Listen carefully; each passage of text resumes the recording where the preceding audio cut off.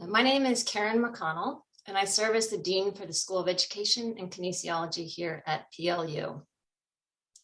As we gather virtually for this symposium, we remain in community at Pacific Lutheran University, which sits upon the traditional lands of the Nisqually, Puyallup, Squaxin Island, and Silicon peoples, and we acknowledge and respect the traditional caretakers of this land. Thank you for joining us today as we consider the idea of healing. Healing in a world that is experiencing an overwhelming range and depth of trauma and pain.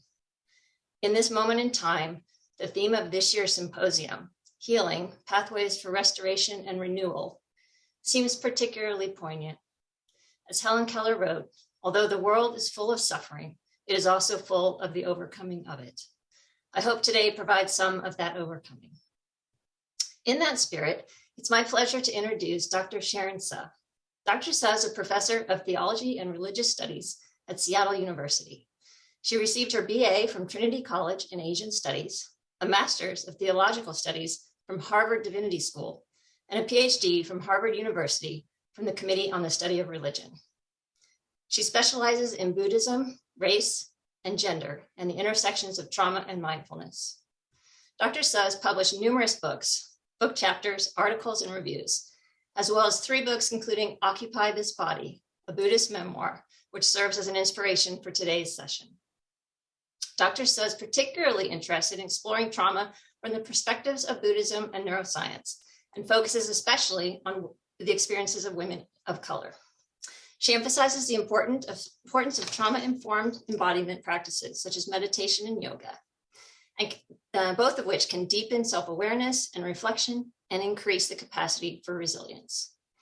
As I'm a scholar and practitioner from the field of kinesiology, I especially appreciate how Dr. Suh actively engages and connects her scholarly passions with physical movement, particularly in her mastery of yoga, which she's also a 200-hour certified instructor, which I know is much more difficult to do than it sounds.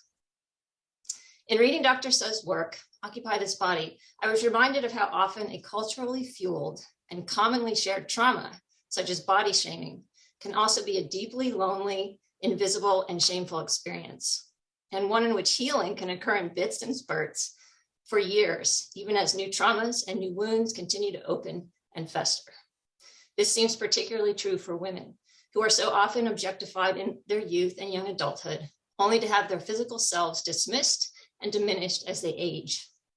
And that often leaves little room to live free of trauma, and even less space to live empowered and fully embodied. In this space today, the sharing and resharing of one's individual story as it unfolds and evolves can serve as a powerful tool for unlocking and illuminating healing for oneself and for others. When that story is accompanied by deep academic expertise of the storyteller, the impact is even more significant. I know we're all grateful for the opportunity to learn from and engage with Dr. Suh as we all consider what it feels like to occupy our own body and to be fully present in our own healing. Please join me in welcoming Dr. Sharon Suh. Hello. Welcome, everybody. Thank you so much for having me here.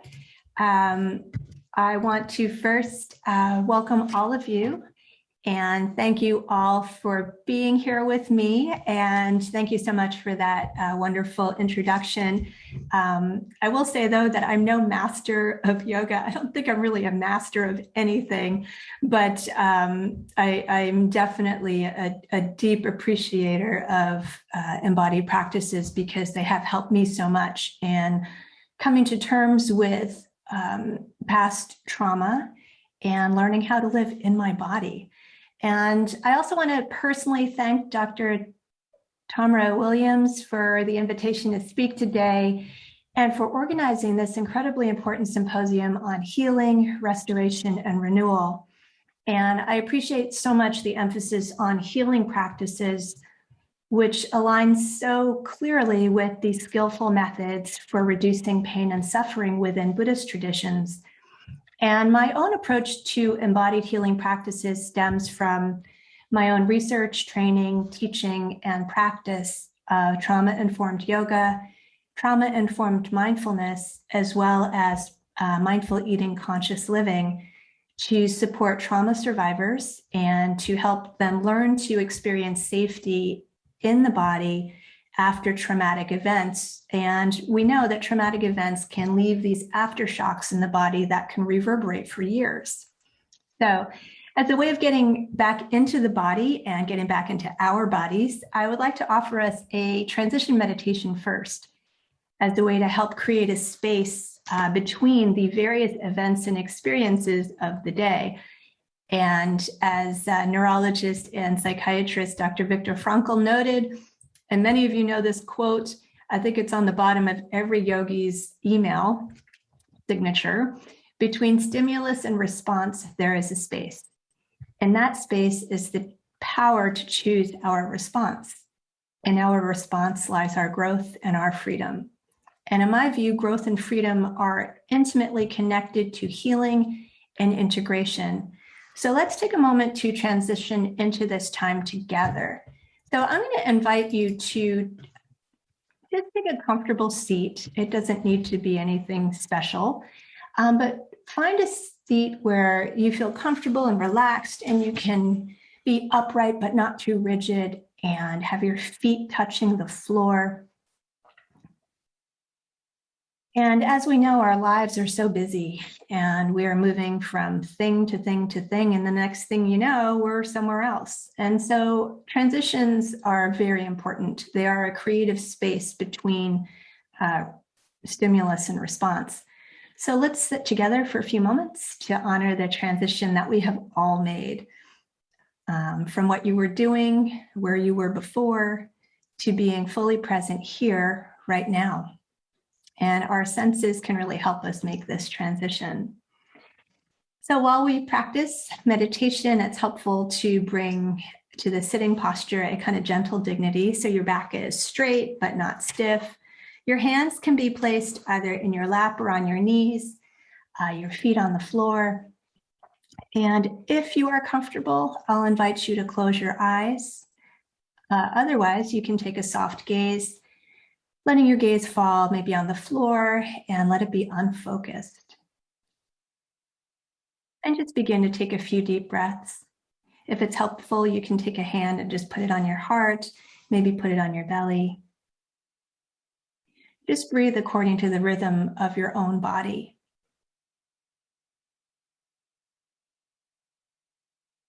And when it feels right, I'll invite you to bring your attention along with your next in-breath down through your body, down your legs, and to the bottom of your feet. And as best you can, notice any physical sensations on the bottom of your feet. You might become aware of tingling,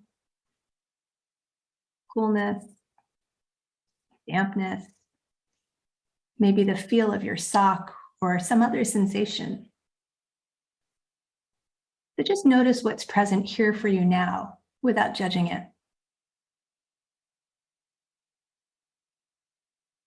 And now, releasing your attention from your feet, I'll invite you to move your attention to noticing sensations at other points where your body is making physical contact with your chair.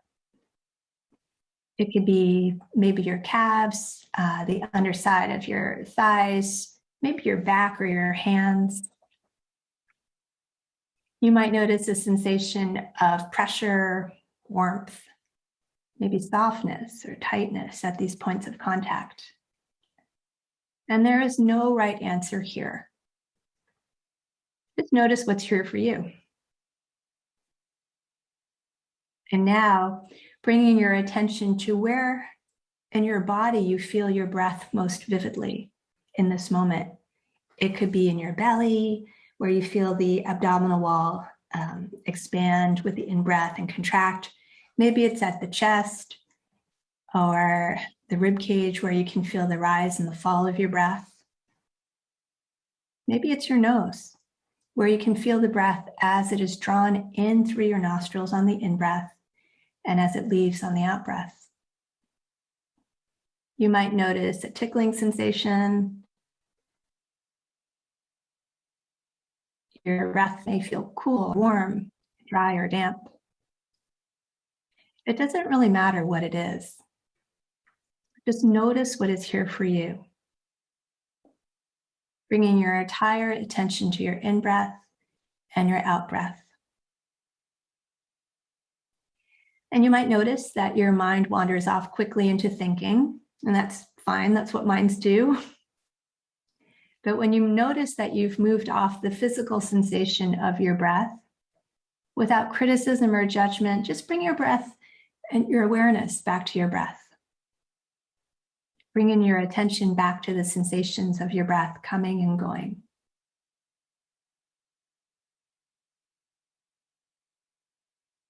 And in just a few moments, we'll finish this transition meditation. So when it feels right for you, when you feel ready, I'll invite you to take a nice inhale through your nose. And on your exhale, feel free to open your eyes if you have them closed. And then go ahead and make any shifts or any adjustments that you need to do to help you feel relaxed and present.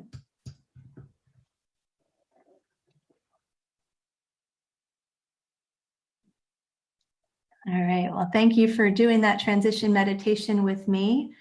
I personally find it very useful and beneficial to always locate and notice the sensation of my feet on the floor. It's incredibly grounding, especially during these very disembodied times. And some of my friends who are on this webinar know that I've been struggling between, do I do a PowerPoint or do I do a talk? And because we've been in the pandemic for so long and our lives are so mediated through Zoom, I've been really seeking out a more analog life and just writing pen and paper. But then I've also been told that on Zoom, we like to have some kind of visual focus. So I will be tacking between and back and forth between some slides. So let me go ahead and share my screen. And just know that I might not be able to maintain complete eye contact with you perfectly, but I will try my best.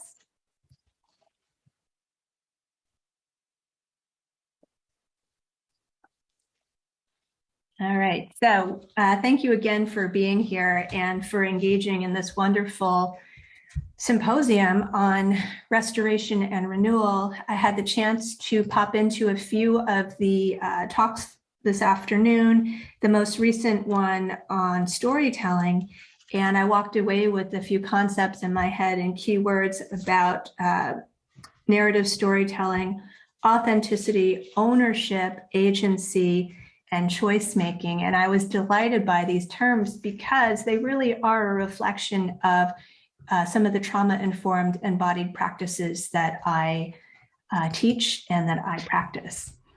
So here is, for the sake of all of us knowing where we're going, some of today's topics and practices. So we already did embodied practice number 1 to help us get into the body. Many of us live in our heads, and so it's actually really good to embody and feel where we are in the present moment. And I'll be talking a little bit about healing today as one of the key concepts around which this symposium has developed, as well as trauma, some of the symptoms, types, and I'll explore a little bit about the window of tolerance.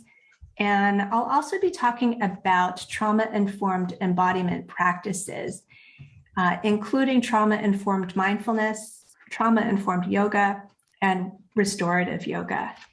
And finally, I'm going to finish off our presentation today with another embodied practice to help us understand that our emotions that we have actually have physical sensations in the body, and that when we learn to notice and read the physical sensations in our body, we can actually create that space between a stimulus and a reaction. So one of my Buddhist teachers, my favorite Buddhist teacher, has this lovely quote, and she states, awareness or mindfulness, awareness leads to choice, and choice leads to freedom. And this is a quote that I always refer back to whenever I teach about mindfulness and other embodied practices, because to me, they really are aimed at liberation and freedom in this very moment. And there's a lot of practices around mindfulness and yoga, certainly in the world of social media. And it doesn't really seem to be about the experience of freedom. Much of the world of yoga in popular culture really tends to be about the creation of an ego. And so I always like to come back to this particular quote, awareness leads to choice and choice leads to freedom. And for me, this means that we are able through mindfulness, through awareness, to move from reaction to a response and to cultivate what I call our response ability, the ability to respond to events that are actually happening versus reacting to events that we think are happening. And we know that there's a difference. Our bodies might not know the difference. Our bodies are constantly taking in information, taking in potential threats, but it doesn't always know if these threats are real or if they're perceived, if these threats are actually happening, or if they're a response to past trauma. And so learning how to take a space or take a moment in time to cultivate awareness allows us that space that we need in order to learn how to discern the differences between what's real and what is not. So since this symposium is about healing, I thought I would begin with some definitions of healing that I personally find to be useful.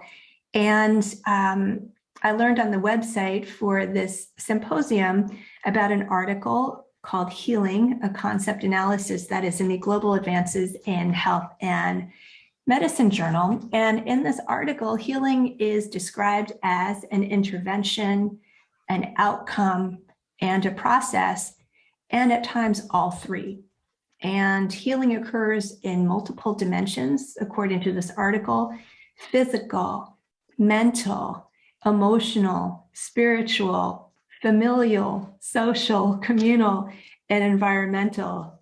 Healing also occurs at multiple levels, from the micro level cellular wound healing to the macro level in terms of national and global healing. And so approaches to healing are very much interdisciplinary and interdependent.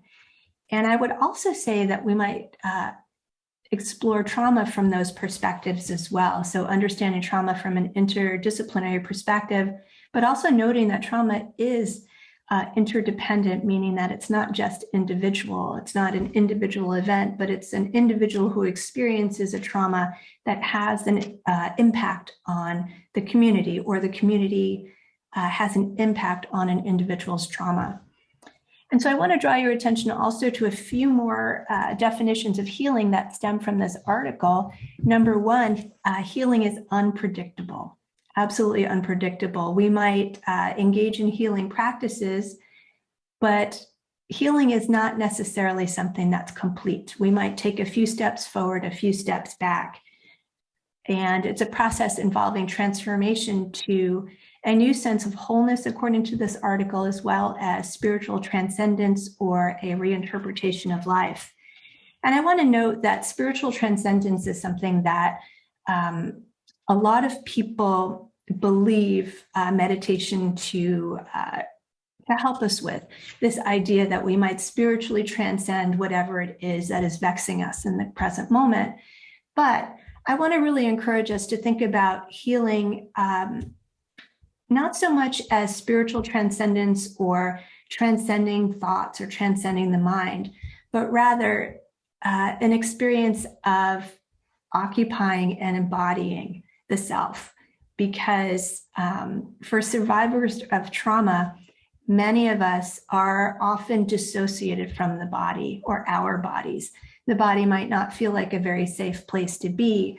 And so for me, healing is best understood as a way of getting back into the body. And so rather than transcendence, embodiment.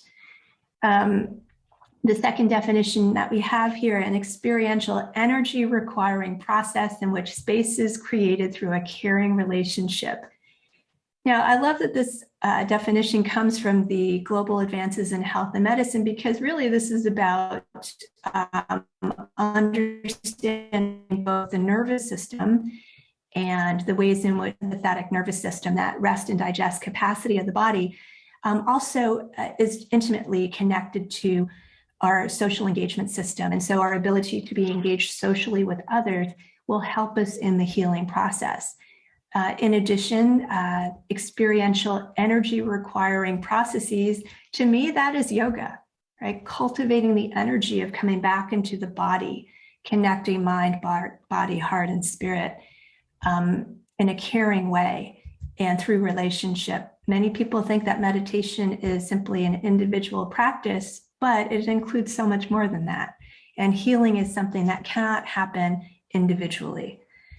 Finally, we see healing as an active personal process that, upon the use of an energetic catalyst, results in rechanneling of innate vital energy sources throughout the journey towards transcendence. If that's not yoga and mindfulness, I don't know what is. So I'm really delighted to see these definitions popping up in the global advances in health and medicine. And for the purposes of today's talk, we really want to ask ourselves, well, what are we healing from? And the answer is quite clear. We are all experiencing and working to heal from trauma and collective trauma, individual trauma. And trauma is a buzzword, as is trauma-informed. And I really want to talk a little bit about the significance of really understanding trauma in terms of its impact on the body and its impact on our ability to think well of ourselves. And as we know, trauma impinges on our ability to access integrated states of being. There is a kind of understanding and experience of trauma as something personal, familial, social, intergenerational, collective, environmental, and planetary, right? So trauma is not just a singular thing. It impacts us deeply.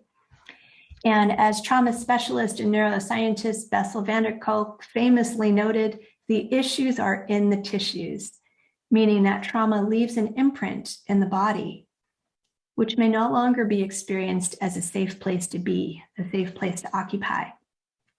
And so survivors, as I mentioned earlier, are often disconnected or dissociated from the body and suffer the effects of trauma mentally, physically, and emotionally, sometimes for a lifetime, right?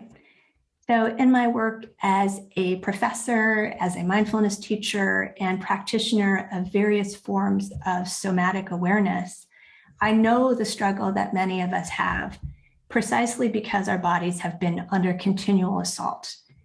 And embodied healing means to take refuge in our bodies, right? Our bodies, which may have been ignored, which we have dissociated from, sometimes which we have feared. And so in this way, I think of mindfulness, I think of meditation and other forms of somatic practice as radical acts of embodiment, right? Coming back into the body, feeling the body from the inside out, and in so doing, developing a deep sense of interoception, or the deep felt sensation of the body in the present moment, because most of the time we are deeply entangled with the past and fearful of the future. And so embodied practices really can help us embody ourselves in the present moment. And for those of us who have experienced trauma, major trauma, and that is actually, according to studies in the US, at least 70% of all of us in the country have had one major traumatic event in our lives. And of course, we have experienced COVID-19 and the pandemic.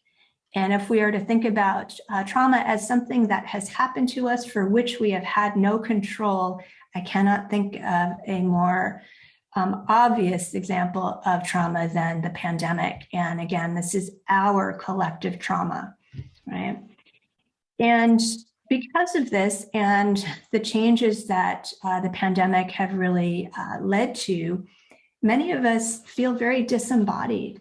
We might feel a kind of stress in our bodies. We might not be sleeping very well. We might experience insomnia, GI issues, heart palpitations, increased stress.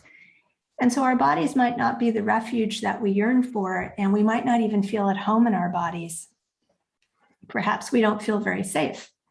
And this is exactly what trauma does, right? It sets off all the alarms when we are triggered and puts us on edge and makes us flee the very bodies that we yearn to return to.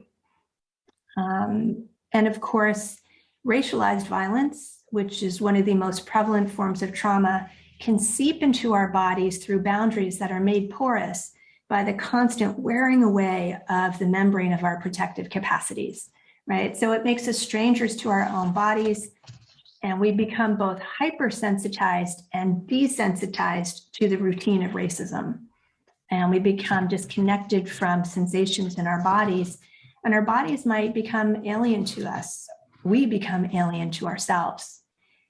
And as a professor of Buddhism, I know all too well that embodied bodies are not necessarily the entry point for academic and scholarly studies. In fact, if one wants to understand Buddhist notions of bodies, most academics would begin with the head in order to theorize about the body. And that's a deep disconnect. And I've never found this approach to be particularly skillful or useful in understanding the liberation that the Buddha pointed to as a gift that we have within us already, right? So the question really becomes, how do we experience liberation from suffering if the very bodies we inhabit don't reap the benefits? So in my own work, I pay specific attention to bodies, not as a concept, right, but as an experience and as a process. And in my own work, I find that this approach finds great resonance with the work of Buddhist teacher Willa Blythe Baker, who some of you might know her recent book called The Wakeful Body, in which she suggests that rather than waking up, right, through transcendence, instead we wake down into the body to explore the wisdom of our embodied experiences. And so waking down, or what I call taking refuge in the body or occupying the body, really rests on this notion of body literacy.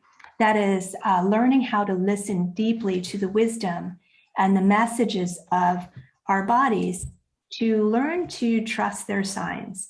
And in so doing, taking refuge in the body or waking down into the body can actually be a liberatory act.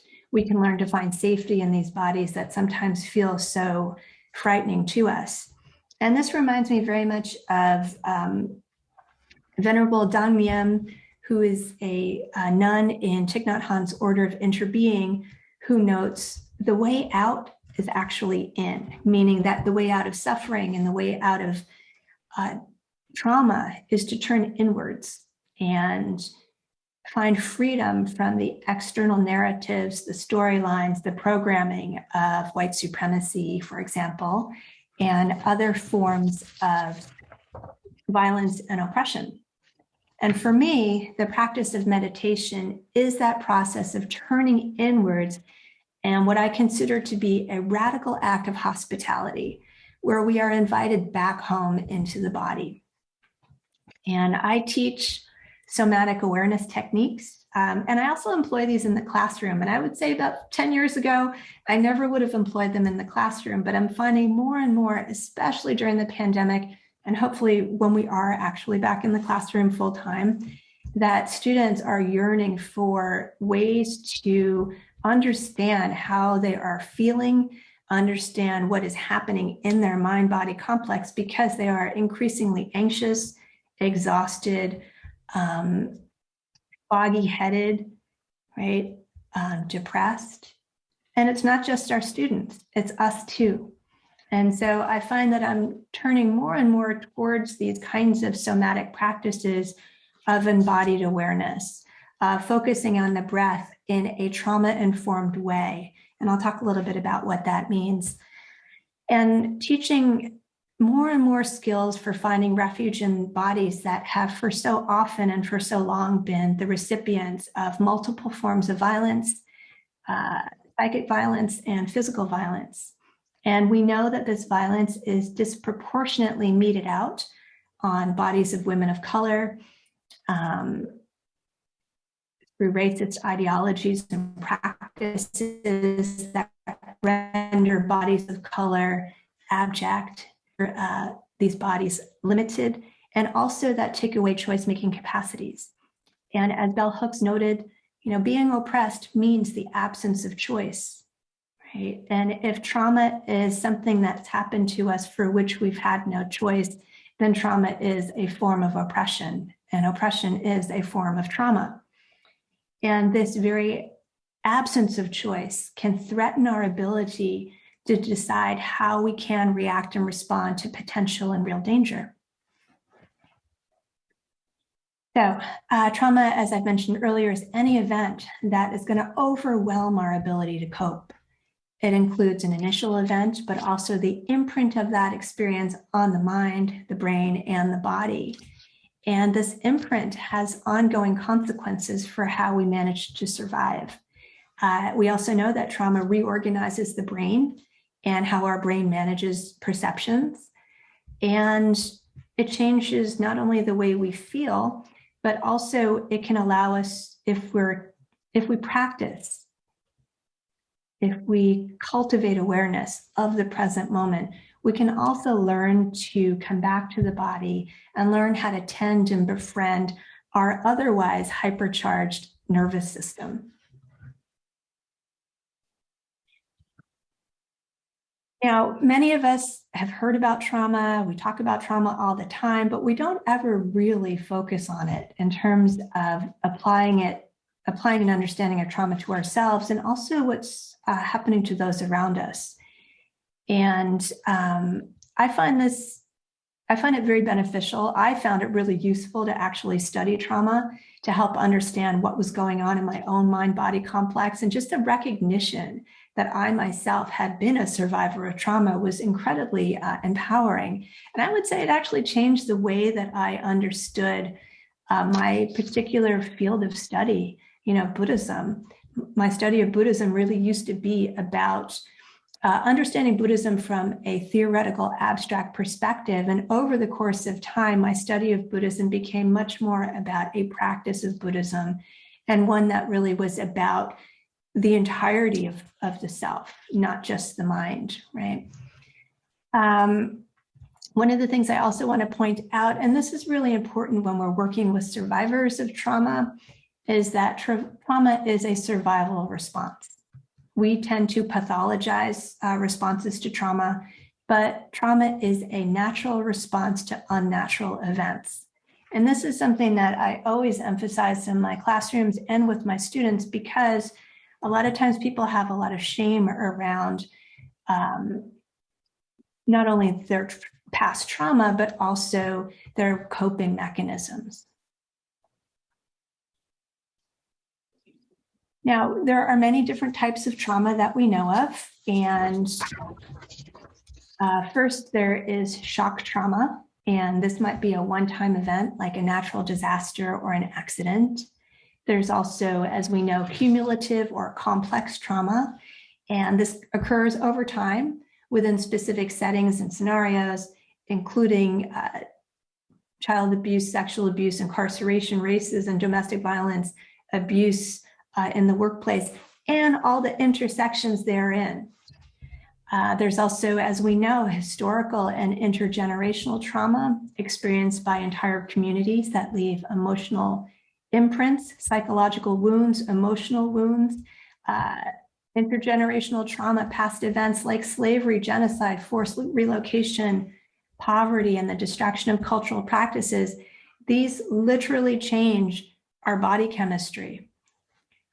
The release of stress hormones in the body due to these traumatic events get passed down through generations. There's trauma that we might think of as a kind of big T, large scale event. And there's also little t traumas, or what one of my friends who's a psychotherapist refers to as death by 1,000 paper cuts, these microaggressions that occur over and over and over again. They leave an imprint and they leave a mark in the body. And of course, race-based trauma. And I'll be talking a little bit more about race-based trauma as well. And we all know that there is a price to be paid for those of us who are experiencing multiple intersecting forms of trauma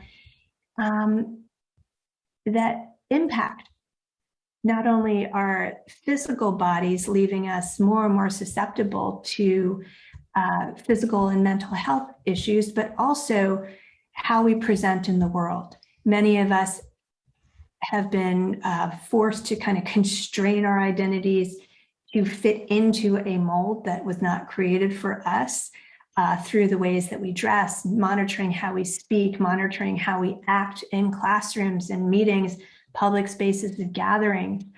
The impact of this pressure to contort ourselves into acceptability along the margins of whiteness leave an imprint on the body as well as we try to fit into a norm. And there is a price, and the price is often a kind of physical and emotional struggle. And at the same time, I came across Sarah Ahmed's work on Living a Feminist Life a couple of years ago, and she had this incredible quote where she stated and argued, if a world can be what we learn not to notice, noticing then becomes a form of political labor. And I love this quote because for me, it deeply connects my desire to practice meditation in a way that is a recuperative, reparative, liberative practice. And as a feminist Buddhist scholar and practitioner, I intentionally always center the body as a container and a space where we can focus on compassionate self-awareness, self-love. And yes, I do talk about self-love and love in my classrooms and draw specific attention to acknowledging our embodied being in order to notice our bodily sensations and reactions to things when they go amiss and when they go awry. So it should come as no surprise, as neuroscientist Van der Kolk declared, the body keeps the score, right? And if we do not pay attention, as Bell Hooks noted, then imperialist white supremacist capitalist patriarchy may win. And so as we know, the only way that, according to neuroscience, that we can change the way we feel, right, is by becoming aware of our inner experiences. That means going inside of ourselves, attending to our inner experiences through mindfulness and meditation to develop awareness, choice, and freedom. And this includes an attunement to and an awareness of the compulsions of white supremacy, for example, and many other forms of repression, really, in order to find safety and refuge.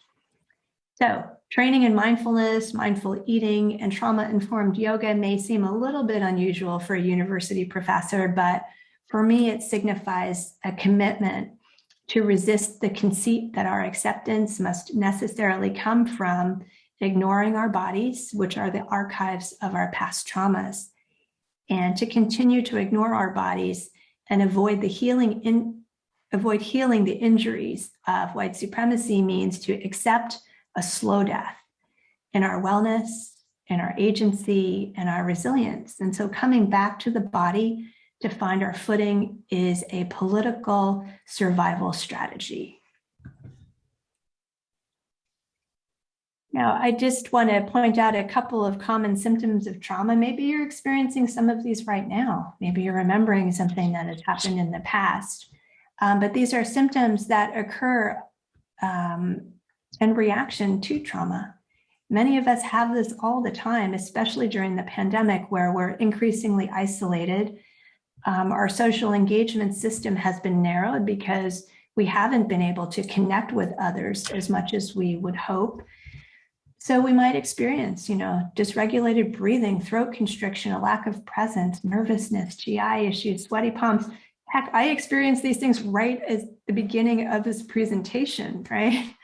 So these are things that we can learn through somatic awareness to become mindful of, to recognize when these are happening, and to learn to cultivate practices that help us come back to the body and relax and to rest and to notice the difference between threat and an actual threat. We might experience all of these common symptoms of trauma, and these things are happening to our body, and our body is taking in all this information, and we think we're in grave danger when in fact we might not be. And if that is the case, then we're usually in a kind of trauma vortex, right? And so learning how to do very simple things like coming back to the felt sensation of your feet on the floor, noticing the texture of your socks.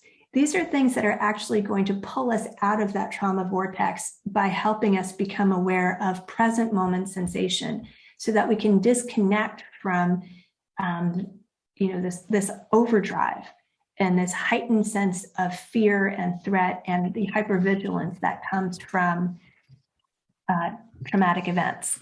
So many of us who teach in the areas of mindfulness also teach about the window of tolerance. And that is that ability for us to be with uncomfortable things in a way that is engaged, present, and safe for us, right? So mindfulness, as I mentioned earlier, helps us develop this kind of interoception, this felt sensation in the body, and it never needs to be,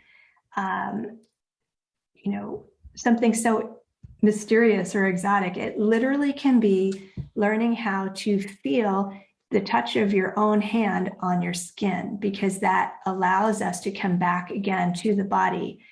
Mindfulness allows us to be with the uncomfortable. Mindfulness has also been shown to decrease the size of the amygdala in the brain, or that smoke detector that is often on high alert for trauma survivors. And mindfulness can help us recognize habit patterns and conditioning and conditioned behavior from the past. So it helps us understand when we are in a trauma vortex or a trauma response and learn how to reorganize the way our brain and our body responds to threat. And I mentioned a lot about trauma-informed and what that means. And trauma-informed mindfulness is a mindfulness practice that is sensitive to how practices of mindfulness, closing the eyes, for example, sitting in silence, how these can actually trigger practitioners and survivors and re-traumatize survivors as well. So you'll notice that in the beginning of the practice today, I invited you to close your eyes if that felt comfortable, or you can choose to soften your gaze. So this includes a kind of choice-making capacity. So if trauma is the foreclosure of choice, then any kind of choice that you make with how you practice is going to help you come back into your window of tolerance. Trauma-sensitive mindfulness also rests on, according to David Treleaven, who wrote this wonderful book called Trauma-Sensitive Mindfulness, and according to the National Center for Trauma-Informed Care, trauma-informed or trauma-sensitive mindfulness rests on realization of trauma and its impact on individuals and communities. It includes recognizing signs of trauma. It includes response, so having a system to respond to trauma and to avoid re-traumatization. So again, these kinds of trauma-sensitive practices recognize that trauma is not just an individual experience. It is an experience that happens to an individual, that happens to a community, and therefore is something that needs to be attended to not just by the individual, but also through a community effort or a communal effort. I'm going to move briefly into trauma-informed yoga, which I myself have had the wonderful opportunity to train in. And as Van der Kolk noted, it is great to be able to put your feelings into words, and feeling that somebody understands your suffering is enormously comforting, meaning talk therapy. But it doesn't make your body know that you are safe. The real method is in resetting your physiology, which happens through the physical practice of yoga. And when we talk about yoga, I'm not talking about social media yoga, where we're creating these pretty images and shapes for people to look at, not that, but really learning how to come back to the body through awareness of the breath. And yoga attends to the body and the breath and attends to stillness, and learning how to experience stillness and quiet and sometimes immobilization, not in a frightening way, but in a safe way. It allows you to feel everything and to be able to rest in the assurance that what you are feeling can be safe. And you feel to tolerate every sensation and live and move with it, according to Van der Kolk. I want to also draw awareness to the work of Zabi Yamasaki, who I met a number of years ago, invited her up to Seattle to offer some training in trauma-informed yoga for survivors of sexual assault. And trauma-informed yoga, according to Yamasaki, allows us to gain awareness over sensations and emotions and become grounded. Trauma-informed yoga can help us reduce symptoms of PTSD, including fewer intrusive thoughts and less dissociation from the body. And it is based in safety, trust, choice, collaboration, empowerment, and cultural competence, meaning that when we teach trauma-informed yoga, we focus on choice making. And as she notes, you can never remind survivors enough of the choices they have with their bodies. Most of us who are taught how to teach yoga are given a script, and our students are taught to follow our script. But trauma-informed yoga is in many ways flipping the script, right? It's about giving survivors the choice about what to do with their own bodies. There's particular language that is used in a trauma-informed yoga space, including empowering language, where we encourage our practitioners and our students to notice sensations, to feel, to explore, to experiment, and to allow for things like maybe you notice this, maybe you notice that, right? So it really puts the agency back into the hands of the practitioners. And in terms of choice making, trauma-informed yoga really is based in language that is invitational. So as you're ready, if you'd like, I invite you to listen to your body. Feel free to come out of the posture at any time. For those of you who've done yoga in a traditional yoga studio, which in Washington, there's one on every block, you might experience going into a space where yoga can seem a little bit militant.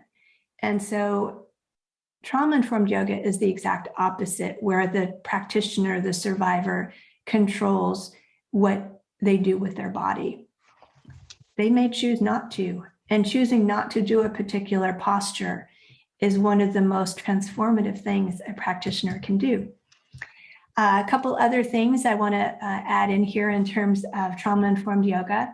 We create a space and a place and a posture that allows, again, choice-making capacities. We encourage people to keep their eyes open, keep them closed, or a soft gaze. If you are a survivor of assault, then maybe keeping your eyes closed is a very unsafe practice. We also, rather than opting out of a physical assist, encourage people to opt in for a physical assist, because most survivors of trauma don't like to be touched. And for some reason in the world of yoga today, physical assists seem to be the marker of a good teacher, right? I'm going to fix this person's body and demonstrate that I have a knowledge about their body more than they do. But a trauma-informed practice is actually the opposite, right? Excuse me. There is also orientation towards space. When we teach trauma-informed yoga, we always tell our students where the exit is so that they know if they need to leave, if they're triggered. We also keep the lights on and include a steady, regular practice. So there's no surprises every week, same practice, something to be expected. And in so doing, the neural circuits in the body are supported by this creation of a safe environment. And our students can choose what to do or not to do with their bodies. They can sit, they can stand, they can lie down, they can walk, and they can leave the room whenever they want. And this, again, goes against the grain of traditional practices. The last thing I want to mention before we finish up with a practice today is the work of Dr. Gail Parker and her work in restorative yoga for ethnic and race trauma. Really a phenomenal work, and one that I hope all of you will take a look at. And Dr. Parker takes a somatic body-based healing approach and really highlights the ways in which we can teach the nervous system to rest and digest and repair and renew from and between continual cumulative episodes of racial and emotional injury.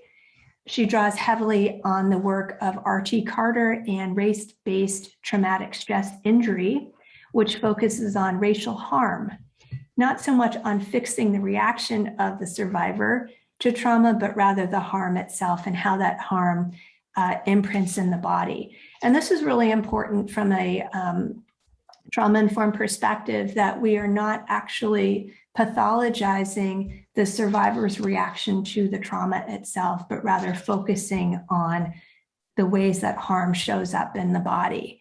And she recommends restorative yoga as a way to find safety and stillness in the body, because it is a receptive form of yoga requiring no physical assertion, meaning that we're teaching the nervous system how to relax, maybe for the first time ever, learning how to minimize stress and tension, precisely because survivors of constant race-based trauma and violence are on high alert all the time. And as a result of that, the increase of stress hormone in the body is going to render people of color more susceptible to certain kinds of physical illness. And so restorative yoga slows the heart rate, slows the metabolic rate, breathing, blood pressure, and brain waves, and also teaches the body to learn to be still without fear, right? Or as she puts it, to immobilize without fear. So these are some of the ways that we can actually encourage ourselves and others to begin to find safety in our bodies. And that must begin also by learning how to recognize the signs of our bodies. Our bodies are always talking to us, and oftentimes we don't know how to listen. And so I want to close out today's presentation by helping us tap into the wisdom of the body by learning to read its signs. So I'm going to lead us in a quick practice called linking emotions to physical sensations in the body, to learn to notice when we're beginning to feel the rise of emotional and physical triggers in your body. And in so doing, we can learn to tend and befriend our bodies before a trauma response really kicks in and we experience fight, flight, or freeze. So many of us might not be aware that our emotions have a chemical reaction in the body. And in many ways, it's easier to notice a physical sensation than it is to understand an emotion on an intellectual level. And so by developing body literacy, we literally can learn to read the signs of our bodies, which can be incredibly valuable for us, so that we can put a wedge between a stimulus and a response, or a trigger and a reaction. So I'm going to close off my screen here, and I'm going to walk us through a practice, and then we can pause for some Q&A.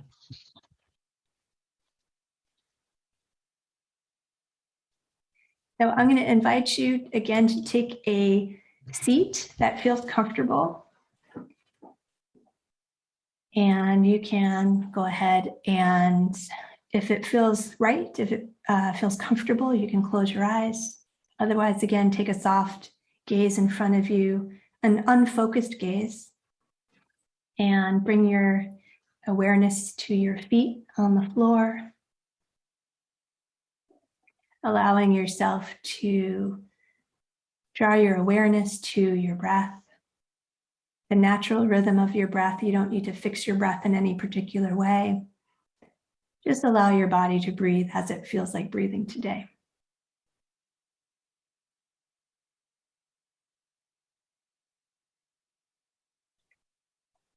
I'm going to invite you to allow a scene or an incident to come to mind where you felt mildly angry. So this is a 5 pound, not a 500 pound weight of anger. And I'll invite you to visualize and see and perhaps hear yourself. Maybe you're standing in line for too long. Maybe you've been cut off in traffic or an argument you've had with someone recently. And I want you to fully imagine this incident as if it were happening right now, as if you were there. I'm going to invite you to be in this experience.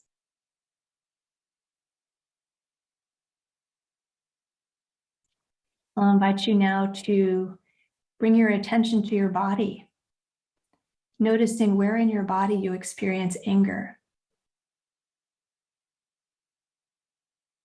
Noticing as best you can the physical sensations of anger. What does anger feel like in your body?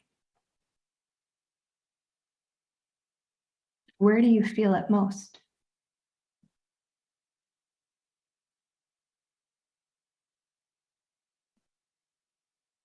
And now letting that situation go, releasing that image and that feeling of anger, I'll invite you to draw your attention back to your breath.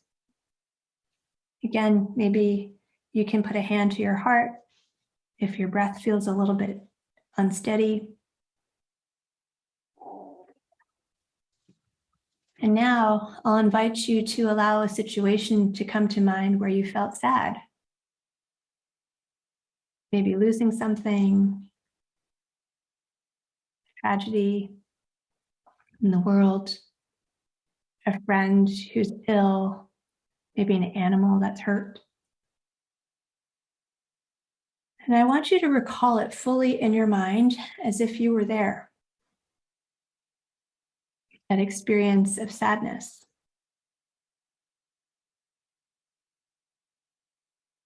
And I'll invite you to bring your awareness to your body, noticing as best you can where in your body you experience sadness.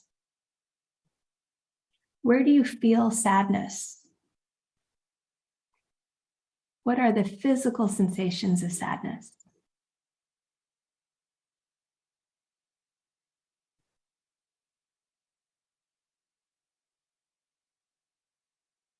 And letting that situation go, see if you can release it, drawing your awareness back to your breath, back to the physical sensation of your body. And just take a few moments here.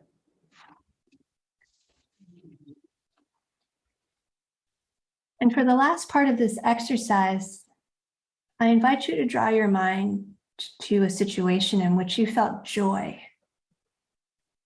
Maybe it's watching a child or a pet play, a beautiful place in nature, looking into the eyes of another person. Bring yourself into that moment. Visualize and feel that moment of joy, allowing yourself to fully experience joy. Where in your body do you feel joy? What are the physical sensations of joy?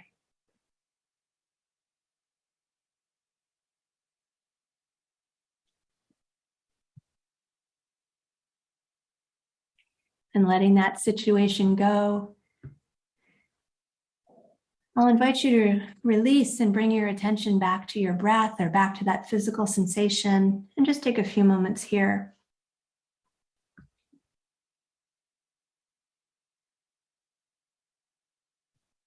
And when you're ready, I'll invite you to open your eyes if you had them closed, or just invite some movement back into your body.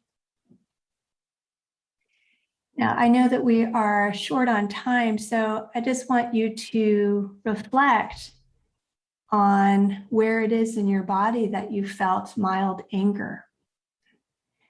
Right? A lot of times people notice anger as a kind of upward sensation or a tightening or a tingling or a heat in their body or a kind of tightening in the shoulders, in the neck.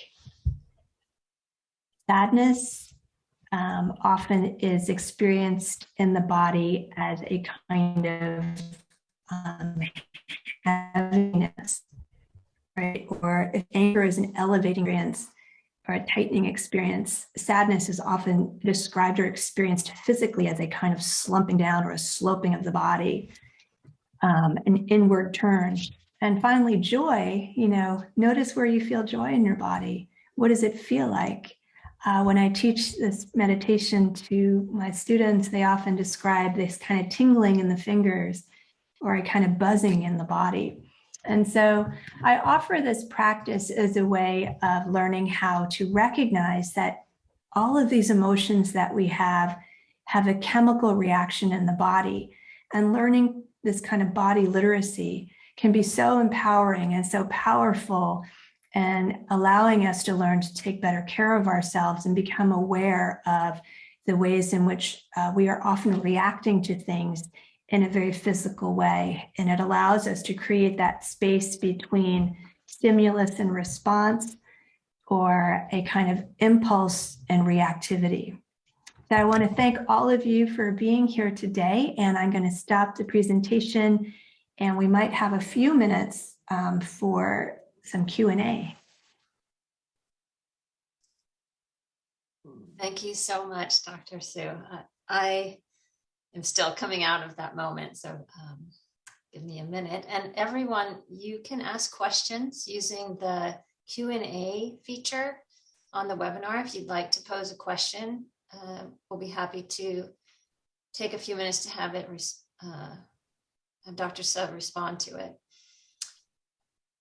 And I, in reflecting on so many of the things you said, especially thinking about the performative versus restorative practices that we sort of see in our culture today, I wonder sometimes if that performative element is actually its own form of trauma. In my area of study, we talk about how we often engage in comparisons with others, and we do so unfavorably. And so we put ourselves into these environments where our bodies are on display, and we are engaging in that comparison, and the experience itself becomes its own trauma. And so listening to and being reminded of the importance of using our somatic and movement experiences in a different way is really important. So I appreciate that perspective. And I wondered also if you noticed that when you were moving through those spaces, and if you felt other than or different than some of the things you were seeing. Oh, absolutely. I mean, I think I entered into the world of trauma-informed yoga precisely because when I would walk into these yoga spaces, they are over, I think it's like 70% white and female-dominated spaces. And so as a person of color, it's very difficult to walk into these spaces where you feel already on the margins. And I don't know what it is about Seattle, but we tend to not be the most inviting people when newcomers come into a space. And so you can already imagine when people might ask, or if they ask you at all, like, oh, are you here to practice yoga? That already will set a person on guard. And these are some of the things that Dr. Gail Parker mentions in her book, the ways in which showing up into a yoga space that is not trauma-informed can actually re-traumatize a person. And I've had the experience of being touched while I was in a particular position or posture, and how incredibly stressful and anxiety-producing it was. I had a teacher in a Bikram class, Bikram or hot yoga class, and I told him ahead of time that there are certain things my back doesn't do. And he just insisted every time to fix my back by putting his hands, uninvited, on my hips. And so that was an incredibly anxiety-producing situation. And I know that, I've done some work with Yoga Behind Bars and visiting up at Monroe, going into Monroe in the correctional facility there. And, the space can be a yoga space when we do practice trauma-informed yoga there, and making sure that when we are practicing, people are not behind one another. In a typical yoga studio, we line up the mats and one behind the other. But certainly don't do that in a trauma-informed space. Rather, we put people in a circle so that you're not behind another person, because when you're behind another person and maybe you're forward folding, that can be an incredibly vulnerable and traumatizing posture to be in. So yes, I have experienced this, and it was not a good experience. Yeah. I can imagine, and we're going to run short on time. And I noticed we had a question. So, and I was going to pose the same question, but for somebody who wants to sort of begin this process of meditation or trauma-informed yoga, or something more simple than that, would you have advice? Well, I would actually, first of all, just, even though I'm trying to be more analog these days, there's a number of great resources through David Treleaven's work on trauma-sensitive mindfulness, as well as Zabi Yamasaki's trauma-informed yoga for survivors of sexual assault. They have a number of wonderful videos and practices that one can do from a trauma-informed approach. Zabi Yamasaki's work is really based on supporting survivors of sexual assault. However, the practices, I think, are widely applicable. And so I would start there, actually. And I will say one of the areas for growth in the world of yoga and mindfulness is incorporating trauma-informed practices into a schedule, right? So most meditation centers and most yoga centers today do not offer that. So one has to go and specifically seek out teachers that teach from that perspective. And so that is one of the limitations. My personal hope would be that all yoga classes were trauma-informed.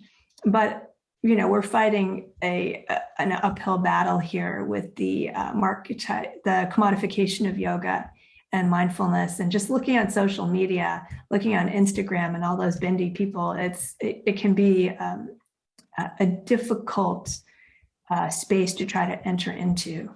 So I would say start exploring just even online, and then seeking out teachers that are specifically trauma-informed. That's a really good question. And I will say also, not following the script. I love it when people don't do what I encourage them to do.